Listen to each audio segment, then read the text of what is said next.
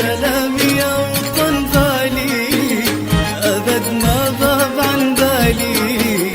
سلامي يا وطن غالي أبد ما غاب عن بالي.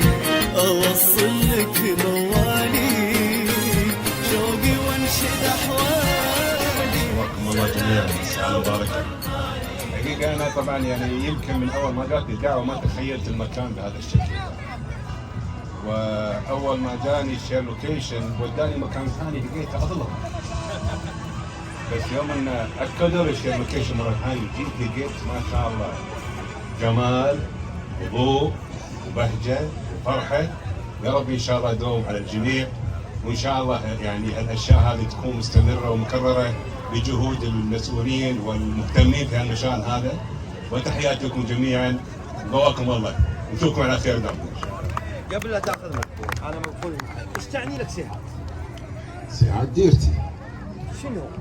سيهات ديرتي، انا ما بيني وبينها الا خطوه واحده بس. شنو سجل سيهات؟ بالدمام، شنو سيهات؟ بس ماكو شارع واحد بيني وبينها ماكو. انا ديرتي سيهات يعني من قبل ما اسكن مثلا الدمام، يعني معرفتي ببو زهير يعني كان في مسافات بين الدمام وسيهات تعتبر صحراء كذيك الايام يعني. ولكن بو زهير علاقتنا مع بعض وشغلنا مع بعض وايامنا الحلوه، وحسين الهويدي الله يذكره بالخير والشباب الحلوين اللي كانوا من سيهات موجودين، شكلنا عائله جميله حلوه، تربينا مع بعض وكبرنا مع بعض.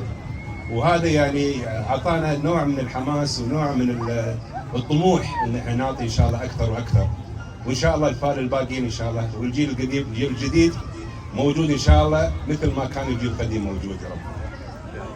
لو بسألك على الطاقم التمثيلي الجديد، الآن صار عندنا عدد كبير من الشباب متوجهين إلى عالم الفن في الجمعية بالتحديد، هل هم نفس الفكر السابق ولا هم أنضج ولا هم اقتبسوا فعلا منكم والآن جالسون يمشون على خطوات صحيحة؟ لا، هو طبعا كل جيل وله زمانه. الآن زمان السرعة، زمان البحث عن الشيء اللي ممكن يكون غير متوقع. اول كنا لا نسوي المتوقع ونعطيه مكانه ونعطيه عمقه في الموضوع. الان لا، الغير متوقع هو المطلوب. والان الجيل الموجود ما شاء الله كان عندنا فرقه مسرحيه واحده مكونه يمكن تقريبا من 20 واحد. الان في عندنا بين سيهات والدمام والقطيف والاحساء مئات الفرق وليس فرقه واحده. وهذا ان دل فيدل على الحمد لله رب العالمين الرساله اللي كنا نصارع لها، ونحن كنا نبي نحاول نثبتها لاهلنا ولناسنا لحبايبنا انه هذا الشيء ما هو لعب، ما هو عبث، ما هو رساله نتمنى انها توصل للكثير من الناس. والحمد لله كل الاشياء بصورها مختلفه ترجع الى شيء اسمه فن، والحمد لله رب العالمين. أبو زهير، هل أصبحنا منافسين فعليين في الخليج؟ والله شوف، احنا ما كان ان احنا شهرة ولا لا، هو كان الفن عبارة عن رسالة نبغى نوصلها للمجتمع، ونبغى نثبت برضه للعالم ان احنا كسعوديين عندنا فن، عندنا ثقافة، عندنا رياضة، في شعراء، في أدباء، في فنانين.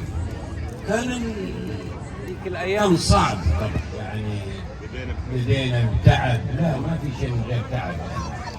هذا الجمال اللي نشوفه الآن صحيح يمكن احنا ساهمنا في صناعته، بس برضه ترى احنا ما صنعنا، في ناس برضه وقفوا معانا، رحلوا الله يرحمهم المرحوم ناصر المبارك رحمه الله عليه، والاستاذ احمد ابو مرة، الاستاذ احمد الشمر، هذول برضه عمالقه ضحوا وعطونا من وقتهم، فتحوا بيوتهم على اساس نعمل بروفات ونعمل مسرحيات.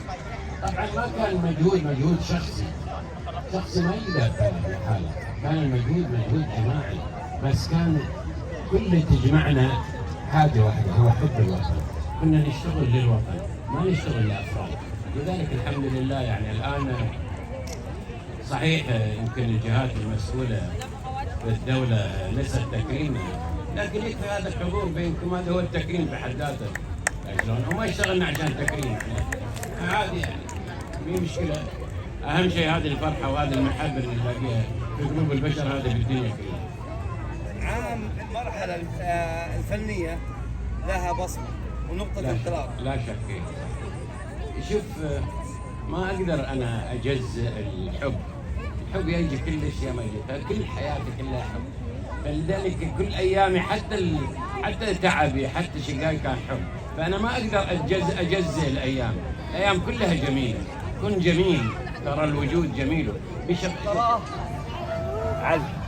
انا لا زلت تلميذ اتعلم، انا مو مدرسه، انا لا زلت اتعلم. عندي زملاء معاي كل واحد يعلم الثاني. انا مش مكتوب علي المدرس، انا لا زلت اتعلم.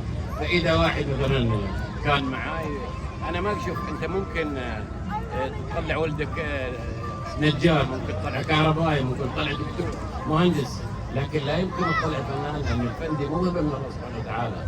فهو موهوب بس حب من يوصل القناعه على اساس ينشر فنه. فانا ما صنعته، هو انا وصلته، وهو للفضل انه وافق يجي، وكلنا نكمل بعض، ما في فضل لحد ابدا. من هو هذا الشخص؟ عبد المحسن النمر. في مسيرة عبد المحسن النمر حبيبي، يعني لو جينا ناخذه من باب في عدة قنوات موجودة. يعني هو كان مع البدايات لسه كان شاب صغير لطيف شبيب، قاعد يقدم نفسه من خلال أعمال حلوة، وجد نفسه وقدم نفسه واستمر الحمد لله رب العالمين. وطبعا وجوده الآن كل الناس تشهد له، مو أنا أشهد. القناة الثانية أن عبد المحسن النمر هو جزء من العائلة، قريب ابن عم، وطبعا شهادتي فيه أكيد راح تكون مجروحة مهما كانت. وعبد المحسن النمر يبقى عبد المحسن النمر موجودا في قلب كل من يعجب فيه ويحبه. مطلب للمنتجين في سنة من السنوات، أكثر المنتجين كانوا يجون ينتجون أعمالهم، لأن كنا نوفر لهم المجاميع، نوفر لهم اللوكيشنات، نوفر لهم أشياء كثيرة، وناس تتبرع من غير، يعني نجي نصور عند كم بيت، يطلع صاحب البيت يقاوينا، وبعض الأوقات يغدينا إذا عايز، حتى لو كانت مجموعة كبيرة. والشرقية مو بس سياحة، كلها في الشرقية طيبين. في حفر في جهد الشرقية ناس طيبين مسالمين، صدقني والله، ومطمع للكل يتقرب لها. لذلك من يجي واحد شرقية ما يحب يرجع، يتآلف مع الناس هنا. احنا ناس بطبيعتنا ناس مسالمين، نحب الحياة ونحب كل البشر. لا هو حقيقة الكلمة اللي قالها الأستاذ عبد الله، يعني قد تأتي جروحاتنا على قولة إخواننا الشاميين. أنا قاصدها. المجال اللي كنا فيه في فترة من الفترات بداية مشوارنا، كنا يعني نحفر بالصخر لأنه كان قاسي، الجو العام كان قاسي، وإن كان وسائل التواصل معنا ومع الناس الثانيين كانت قنوات بسيطة جدا، مو مثل الآن قنواتك في جوالك. الآن في جوالك ممكن تصنع فنان، ممكن تصنع نجم، ممكن تصنع ملياردير من خلال هذه الأعمال. ولكن يمكن في الأخير يمكن هو ما أعطاك الشيء اللي أنت قاعد تطالعه من خلال العمل الفني كفن، لا بس هو اشتهر بشكل أو آخر، واعتبر بالنسبة للسوشيال ميديا وهو القناة الآن موجودة هي الزرع اللي قاعد ينتج الآن من السوشيال ميديا أبطال يمكن يكونون يعني متمكنين، ممكن يكونون فاشلين، يمكن نجاحهم بالفشل اساسا. والاشياء هذه كلها طبعا تستمر من عمليه ادواتنا اللي قاعد نقدم من خلالها. فهي عمليه انه تاريخنا كان واحنا كنا مسرورين وسعيدين فيه، الفرحه والسعاده ان تعبنا وشقانا وروحنا اللي كنا نعطيه حق الادم دي الان مستمره مع ناس ثانيين، والحمد لله رب. ما حد يقول عن نفسه انا الدكتور فلان، الناس تقول عنه. ما حد يقول عن نفسه انا المهندس، الناس تقول عنه. كن انت باخلاقياتك بربك بحبك بسامحك بطيبتك. عمر الشهايد يعني ما تعني لي هذا الكلام كله، الجوائز ما تعني لي. جائزه الاخلاق الانسان وحبه لمجتمعه ولناسه، هذه هي الجائزه. البركه بالخلفيه بالدراسه كدورات لا خذوها نوع من عمليه الدخول في هذا المجال. قليل منهم جدا من صار، يعني قليل منهم جدا من صار يعني من خلال الأكاديمية اللي المفروض يقدم نفسه. مع الأسف الأكاديميات اللي المفروض يكونون في المقدمة لحد الآن ما زالوا بالخلف، والآن هم اللي موجودين على الشاشة يعني مجتهدين، وكل مجتهد نصيب طبعا، ولكن يبقى عملية الحرفة. لما تيجي تقارن تاريخ مثل بعض الفنانات والخليجيات وبعض الممثلات الآن في هذا الجيل الجديد ويقارنون أنفسهم بالتاريخ القديم، هنا عملية أنه نقع احنا دائما في، انا اقع دائما في خلاف مع كثير من الفنانين انه مشهد واحد في عمل واحد شكل نفسه انه نجم. النجوميه مو سهله، النجم في السماء فوق يلمع، ما حد يوصله، صواريخ ما توصله، انت توصل لك كلمه. فهذا الكلام اللي قاعد نقوله، النجوميه ليست ما هي، مو كلمه تنقال، النجوميه معنى ومضمون وفكر وابداع. واذا كان الواحد من خواتم الممثلات الموجودات الان في كوادر حلوه، شفت انا بعض الممثلات على خصوصا على المهرجان الاخير المسرحي، كان في بعض الفنانات الموجودات اللي قدموا عروض جدا رائعه وجميله، ولكن يبقى الاستمراريه في هذا النوع من العطاء هو الشهاده اللي راح تعطيهم في المستقبل نجوميه، وهذا المطلوب من وجودهم في هذه الساحه. المطلوب انه يكون استمرار.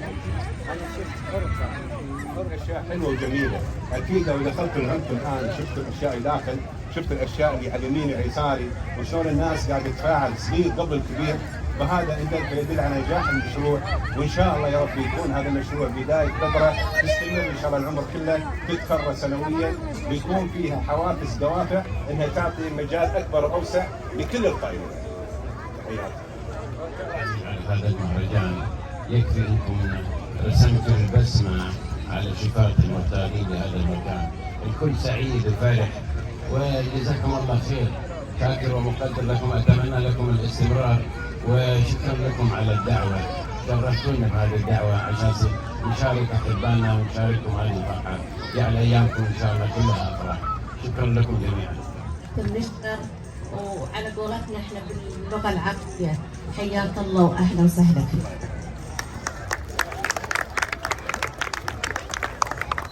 سمير الناصر، وما عرفنا انتم.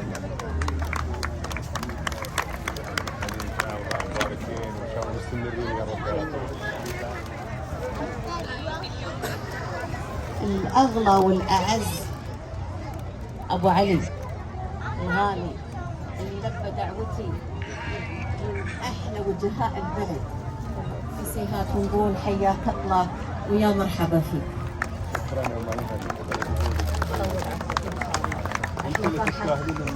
الله يطول بعمرك، ونتمنى نتعاون. هنا ابو زهير حبيبي، سميه شحوالك.